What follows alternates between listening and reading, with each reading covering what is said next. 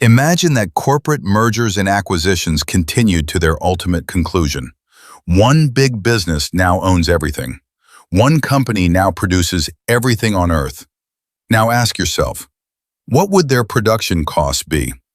Raw materials taken directly from nature are free. We don't pay the Earth anything for the fish we catch, or the trees we cut, or the oil we extract. Of course, there are removal and processing costs, but at the source, our cost is zero, except perhaps for taxes. But since one big business owns everything, all removal, transportation, processing, and distribution costs are now internal costs. Nothing is purchased outside of the company. Energy, machinery, components, packaging, everything is produced internally.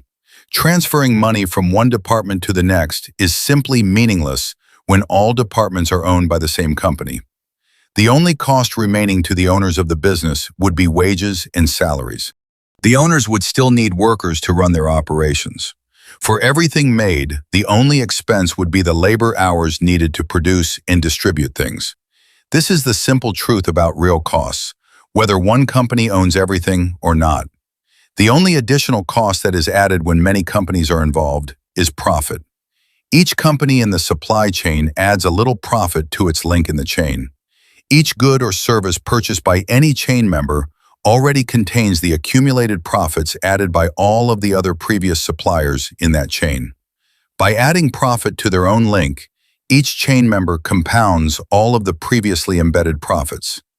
And of course, interest costs and taxes have also been embedded in the chain. The only real cost of all production and distribution is labor.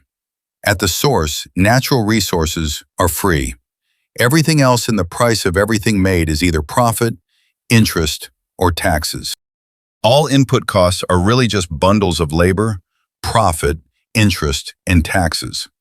Durable, non-financial capital assets are just combinations of human and natural resources that have been stored in a particular shape or form.